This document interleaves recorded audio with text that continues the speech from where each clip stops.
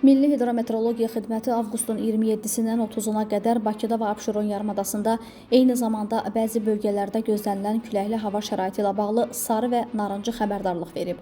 Bakıda və Abşeron yarımadasında Goranboy, Naftalan, Culfa, Ordubadda narıncı xəbərdarlığa uyğun olaraq şimal-qərb küləyi əsəcək.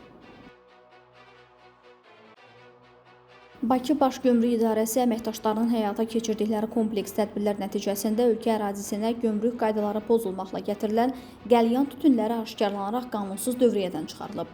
Bu barədə Dövlət Gömrük Komitəsi məlumat yayıb. Belə ki, Bakı şəhəri Qaradağ rayonu ərazisində yerləşən ambarda keçirilmiş əməliyyat axtarış tədbirləri nəticəsində Azərbaycan Respublikasına məxsus məcburi nişanlanma ilə nişanlanmayan ümumilikdə 4263 ədəd qəlyan tütünü aşkar edilib. Faktla bağlı araşdırma aparılır.